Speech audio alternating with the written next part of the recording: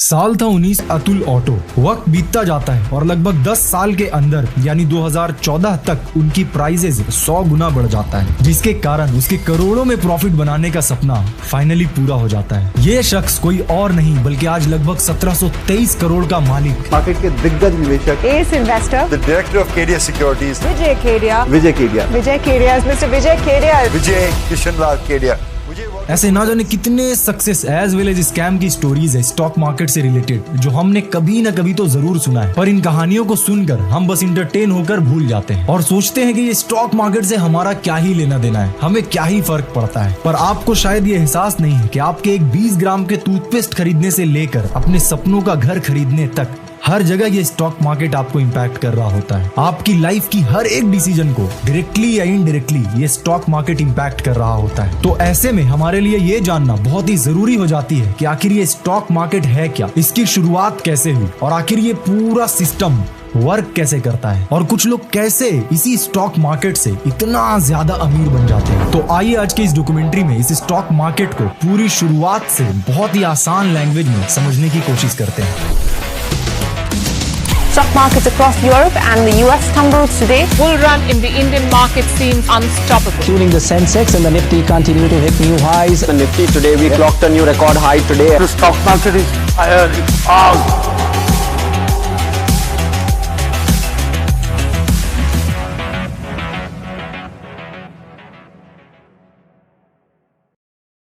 पिछले 4-5 सालों में मैंने लगभग 500-600 वीडियोस बनाई है। इस पूरे जर्नी के दौरान मैंने अपने अलग अलग एस्पेक्ट को इम्प्रूव करने की कोशिश की है, फिर वो चाहे मेरा एडिटिंग स्किल हो या फिर वॉइस मॉड्यूलेशन हो या फिर स्टोरी टेलिंग का तरीका हो। और इस पूरे जर्नी में जो एक बहुत ही बड़ी इंप्रूवमेंट मैंने की है वो है मेरा स्क्रिप्ट लिखने का तरीका। एंड मैंने उसे एक स्क्रिप्ट टेम्पलेट के फॉर्म में कन्वर्ट किया था, जिसे मैंने आप लोगों के साथ शेयर किया था अपने थर्ड वाले डॉक्यूमेंट्री में। ये स्क्रिप्ट टेम्पलेट मुझे मिलियंस ऑफ व्यूज लाकर दे रहा है एंड हजारों लोगों ने उस स्क्रिप्ट टेम्पलेट को खरीदा था और उन लोगों ने बहुत ही पॉजिटिव फीडबैक भी मुझे दिया है। साथ ही कुछ क्रिएटर्स ने ये भी कहा है कि इतना डिटेल में इस तरीके का स्क्रिप्ट आप कैसे लिखते हो। सो मैं आप लोगों के लिए गुड न्यूज लेकर आया हूं। अगले 48 घंटे के लिए आपको वो स्क्रिप्ट टेम्पलेट, साथ ही मेरा एक डॉक्यूमेंट्री जिसके ऊपर 1.1 मिलियन व्यूज है उसका कंप्लीट स्क्रिप्ट एंड एक वीडियो ट्यूटोरियल जो आपको बताएगा कि उस स्क्रिप्ट टेम्पलेट को कैसे यूज करना है, ये सब कुछ अगले 48 घंटे के लिए आप बाई कर सकते हो और उससे कुछ सीख सकते हो सिर्फ 99 रुपीज में। और आप उस स्क्रिप्ट टेम्पलेट को अपनी वीडियोस में यूज करें ताकि आप भी अपने वीडियोस को बेहतर बना सकें। और अगर आप फ्रीलांसर हैं तो आप अपने क्लाइंट्स को बेहतरीन स्क्रिप्ट लिखकर दे सकें। लिंक मैं डिस्क्रिप्शन में दे रहा हूं, जाकर अभी उसे परचेज करें। तो आइए इस स्टॉक मार्केट के कंप्लीट स्टोरी को समझते हैं।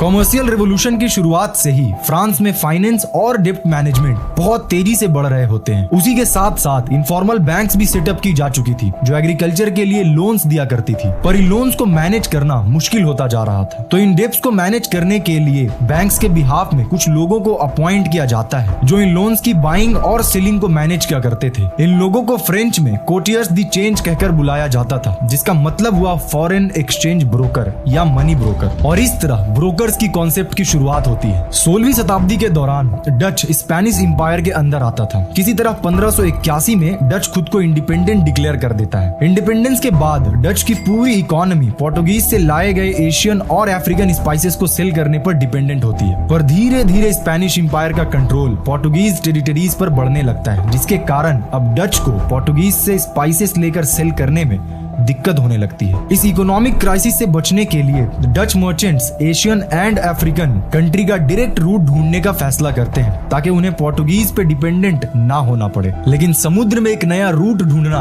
कोई आसान काम नहीं था। जब भी वो लोग रूट ढूंढने के लिए निकलते तो उनके हर 10 में से एक शिप कभी वापस नहीं लौट पाती थी और समुद्र में ही खो जाती थी। पर किसी भी तरह डच लोग फाइनली एक नया रूट खोज निकालते हैं। अब ये रूट खोजना काफी कॉस्टली प्रोसेस था और साथ ही ये लोग स्पेनिश एम्पायर के साथ वॉर भी कर रहे थे। तो जो मर्चेंट्स इन सारे चीजों को फाइनेंशियली स्पॉन्सर कर रहे थे वो सब मिलकर एक कंपनी का फॉर्मेशन करते हैं, डच ईस्ट इंडिया कंपनी। इस कंपनी को और भी ज्यादा फंड्स की जरूरत थी जो ये सारे मर्चेंट्स मिलकर भी इकट्ठा नहीं कर पा रहे थे। तो इन्होंने दिमाग लगाया कि क्यों ना लोकल लोगों से भी पैसा लिया जाए और बदले में उनके साथ फ्यूचर में होने वाली प्रॉफिट्स को शेयर कर दिया जाएगा। इनका ये प्लान सक्सेसफुल रहता है और ये लगभग 6 मिलियन गिल्डर्स कलेक्ट करने में सक्सेसफुल रहते हैं, जो आज के 110 मिलियन डॉलर्स के बराबर है। और इस पूरे प्रोसेस को मैनेज करने के लिए एम्स्टरडैम स्टॉक एक्सचेंज की नींव रखी जाती है, जिसे आज हम दुनिया का सबसे पहला स्टॉक मार्केट के रूप में जानते हैं। And Dutch east India company publicly trade किए जाने वाली पहली कंपनी बन जाती है। इस मॉडल से इंस्पायर होकर दुनिया में और भी बहुत सारी कंट्रीज ने फंडिंग कलेक्ट करने के लिए स्टॉक एक्सचेंजेस की शुरुआत की।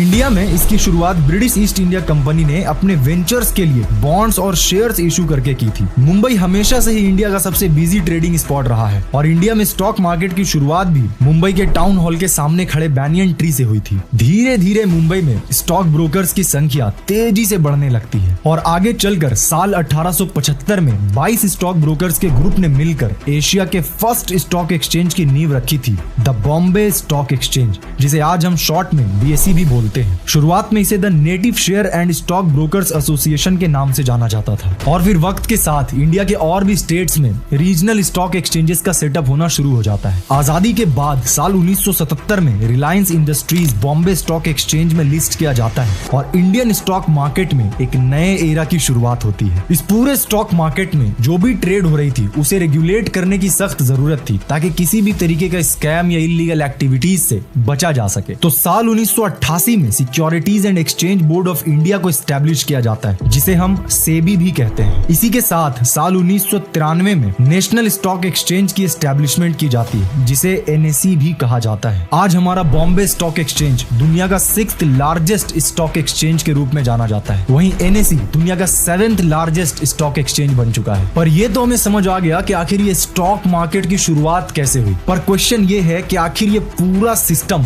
वर्क कैसे करता है। किस तरह आज हजारों कंपनी स्टॉक मार्केट में लिस्टेड है और करोड़ों लोग अपनी अपनी पसंद की कंपनीज के शेयर्स को खरीद रहे हैं और बेच रहे हैं। ये जो हम सुनते हैं कि आज निफ्टी इंडेक्स बढ़ गया या फिर सेंसेक्स इंडेक्स कम हो गया, आखिर ये सब है क्या? तो आइए जानने की कोशिश करते हैं।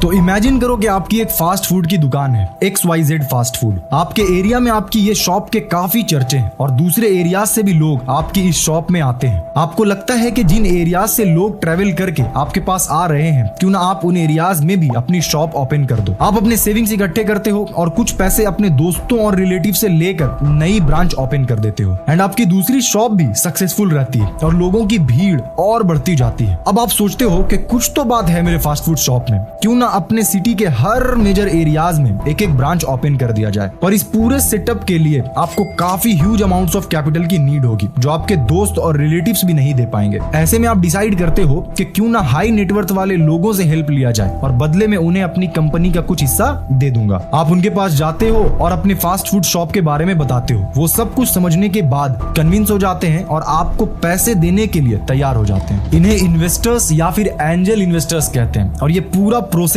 आपने शार्क टैंक में देखा होगा। अब इन पैसों को लेकर आप अपने सिटी के सारे फेमस जगह पे एक एक ब्रांच ओपन कर देते हो एंड गेस व्हाट, वो सारे स्टोर्स सक्सेसफुल रहते हैं और आपके फास्ट फूड शॉप की चर्चा पूरे शहर में होने लगती है। आप काफी अच्छा प्रॉफिट भी बना रहे होते हो। अब आप चाहो तो यहाँ भी रुक सकते हो, पर आप चाहते हो कि सिर्फ आपके शहर में ही नहीं बल्कि पूरे देश में आपके फास्ट फूड शॉप का ब्रांच हो। अब इसके लिए ऑब्वियसली बहुत ज्यादा पैसे चाहिए और अब इन्वेस्टर्स भी आपको इतने पैसे नहीं दे पाएंगे। तो ऐसे में आप डिसाइड करते हो कि क्यों ना आम पब्लिक से हेल्प ली जाए और बदले में उन्हें अपनी कंपनी का कुछ हिस्सा दे दिया जाए। इस प्रोसेस को IPO कहा जाता है, जिसका मतलब है इनिशियल पब्लिक ऑफरिंग। पर क्योंकि आम पब्लिक भी आपके कंपनी का हिस्सा बनने वाली है, तो इसका मतलब ये हुआ कि आपकी कंपनी में कुछ भी सही या गलत होता है तो इसका इम्पैक्ट आम पब्लिक को भी झेलना पड़ेगा। इसीलिए इससे पहले कि आप अपना IPO लॉन्च करें, आपको कुछ जरूरी प्रोसेस से गुजरना पड़ेगा। सबसे पहले आपको एक इन्वेस्टमेंट बैंकर हायर करना होगा, जो आपकी कंपनी को अच्छे से रिव्यू करेगा करेगा और सारे नेसेसरी डॉक्यूमेंट्स वगैरह तैयार करेगा। इन सारे डॉक्यूमेंट्स को लेकर अब आप सेबी के पास जाओगे। और सेबी क्या होता है ये मैंने ऑलरेडी आपको बता दिया है। सेबी आपकी डॉक्यूमेंट्स चेक करेगा जिसमें आपके बिजनेस का पूरा रिपोर्ट होगा। इन रिपोर्ट्स को देखकर अब सेबी ये डिसाइड करेगा कि क्या आपकी कंपनी पब्लिक में लिस्ट करने लायक है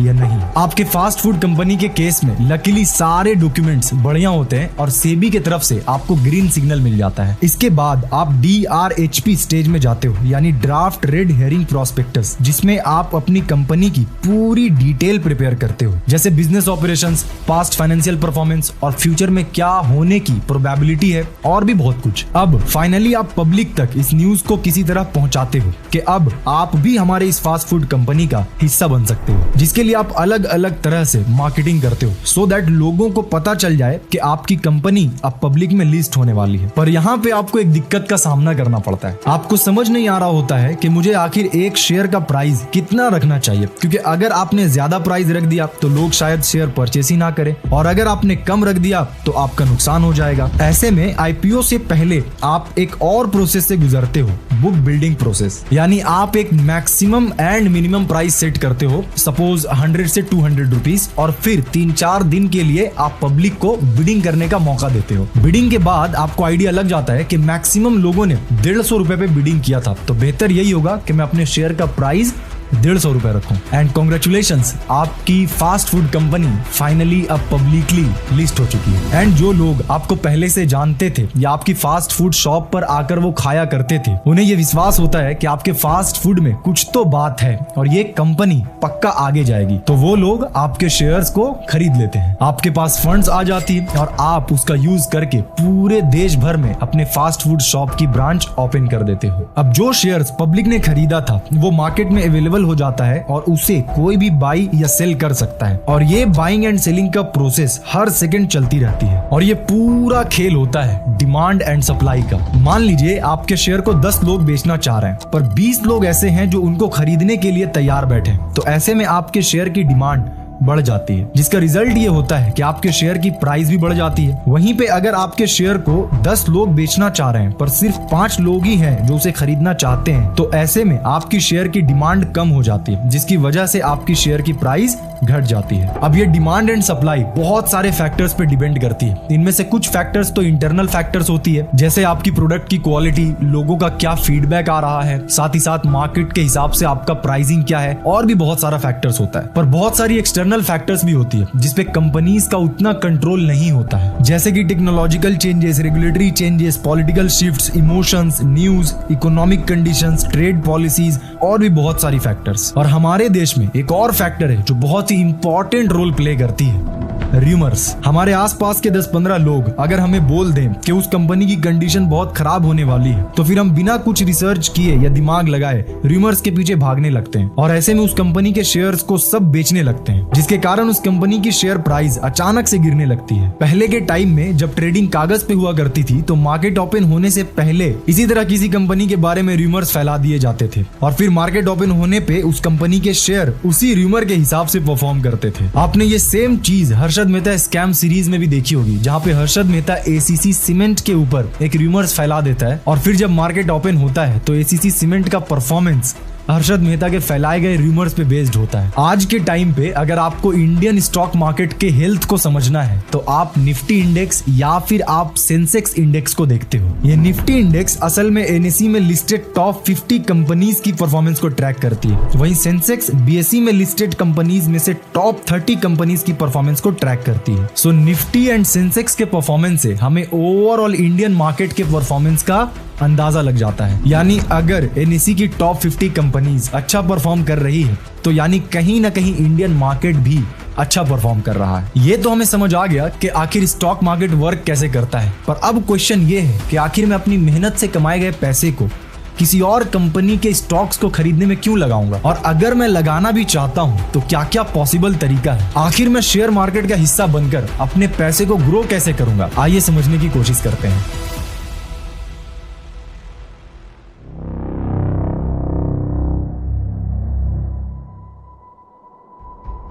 मान लीजिए कि आपने किसी तरह मेहनत करके 2015 में 26,000 रुपए सेव किए थे। उस वक्त आपको एक 10 ग्राम गोल्ड की ज्वेलरी लेनी थी जो 26,000 में आ जाती, पर आपने सोचा कि अभी घर पे ही कैश को रखता हूँ, बाद में ले लूंगा। 2024 में आप फाइनली मन बनाते हो कि अब आप और वेट नहीं करोगे। आप अपने 26,000 लेकर ज्वेलरी शॉप जाते हो और 10 ग्राम की ज्वेलरी पसंद करते हो और पेमेंट करते वक्त आप दुकानदार को 26,000 रुपए देते हो, पर दुकानदार आपको कहता है कि ये ज्वेलरी 26,000 की नहीं मिल पाएगी, इसकी प्राइस 76,000 है। आपके पैरों तले जमीन खिसक जाती है कि भाई मैंने तो 26,000 में पिछली बार देखी थी, अचानक 76,000 कैसे हो गए। इस पूरी चीज को इन्फ्लेशन कहते हैं। यानी 2015 में आप जिन 26,000 रुपए से 10 ग्राम गोल्ड बाई कर सकते थे, पर आज उस 26,000 से आप लगभग 3.5 ग्राम ही गोल्ड बाई कर पाओगे। तो इसका मतलब ये हुआ कि आपके मेहनत से सेव की गई अमाउंट वक्त के साथ साथ अपनी वैल्यू खोती रहती है। ऐसे में आपको कोई ऐसा रास्ता ढूंढना पड़ेगा जिससे अगर आप उस 26,000 से 2015 में 10 ग्राम गोल्ड खरीद पा रहे थे, तो अब 2024 में भी आप 10 ग्राम गोल्ड खरीद सको। इस इन्फ्लेशन को बीट करने के लिए आपके पास कुछ ऑप्शंस अवेलेबल हैं, जैसे बैंक में एफडी करवाना जिससे कि आपको एनुअली एक फिक्स्ड रिटर्न मिल सके, पर मोस्ट ऑफ द बैंक्स आपको 6% के आसपास एनुअल रिटर्न देती है। यानी आपका 100 रुपए एक साल बाद 106 रुपए बन जाएगा। पर इंडिया में इन्फ्लेशन रेट ही लगभग 6% के आसपास है, तो इन बेस्ट केस सिनेरियो आपकी सेविंग्स किसी तरह बस इन्फ्लेशन को बीट कर पाएगी। नेक्स्ट ऑप्शन आपके पास होता है कमोडिटीज को बाय करके फॉर एग्जाम्पल, अगर आपने 2015 में वो 10 ग्राम गोल्ड बाय कर लिया होता तो आज आपकी 26,000 सेविंग्स लगभग 76,000 हो जाती और आप इन्फ्लेशन को आराम से बीट कर लेते। इसी तरह और भी कमोडिटीज है जैसे सिल्वर वगैरह। नेक्स्ट ऑप्शन आपके पास होता है स्टॉक मार्केट, जहां आप कुछ शेयर खरीद कर किसी भी कंपनी के पार्ट ओनर बन जाते हो और बिना किसी मेहनत के उस कंपनी के प्रॉफिट्स के हिस्सेदार भी बन जाते हो, और एक साथ आप जितनी चाहो उतनी कंपनीज में अपने पैसे को इन्वेस्ट कर सकते हो। जैसे विजय केडिया के केस में 2004 में उसने अपने सेविंग्स को 3 कंपनीज में इन्वेस्ट किया था और 10 साल बाद 2014 तक वो कंपनीज इतना ग्रो कर जाती है कि विजय केडिया का इन्वेस्टमेंट 100 गुना बढ़ जाता है। हमें ये तो समझ आ गया कि आखिर क्यों लोग स्टॉक मार्केट में इन्वेस्ट करते हैं, पर अब क्वेश्चन ये है कि एक आम इंसान कैसे स्टॉक मार्केट का हिस्सा बन सकता है। तो स्टॉक मार्केट में इन्वेस्ट करने के मेनली 2 तरीके होते हैं, डायरेक्ट इन्वेस्टमेंट या फिर इनडायरेक्ट इन्वेस्टमेंट। अगर आप चाहते हो कि आप पर्सनली किसी कंपनी की पूरी डिटेल्स पढ़ो एंड देन ये डिसाइड करो कि मुझे इस कंपनी में पैसे इन्वेस्ट करने चाहिए या नहीं, तो ये कहलाता है डायरेक्ट इन्वेस्टमेंट, मतलब कि आप डायरेक्टली पूरे प्रोसेस में इन्वॉल्व होते हो। वहीं अगर आप चाहते हो कि भाई कौन ये सब टेक्निकल चीजों को पढ़ेगा, मुझे तो बस अपने पैसे डालने हैं और चुपचाप एक अच्छा रिटर्न लेकर निकलना है, तो ऐसे में आप इनडायरेक्ट इन्वेस्टमेंट की तरफ देखते हो, जिसे हम म्यूचुअल फंड्स भी कहते हैं। एंड आई एम श्योर आपने कहीं ना कहीं ये वर्ड जरूर सुना होगा। म्यूचुअल फंड्स में बेसिकली आप अपना पैसा एक ग्रुप ऑफ एक्सपर्ट्स के हाथों में दे देते हो जो इन स्टॉक मार्केट को अच्छे से जानते हैं, और वो एनालिसिस करके आपके पैसे को बहुत सारी कंपनियों में इन्वेस्ट करते हैं। आपका ये fund expert fund manager manage करता है, इसीलिए इन फंड्स में स्टॉक्स की कंपैरिजन में बहुत कम रिस्क होता है। पर एक क्वेश्चन ये उठता है कि स्टॉक मार्केट तो पिछले 100-200 सालों से हमारी लाइफ का हिस्सा रहा है, तो फिर पिछले कुछ सालों में ऐसा क्या हुआ कि इसकी पॉपुलैरिटी इतना ज्यादा बढ़ गई?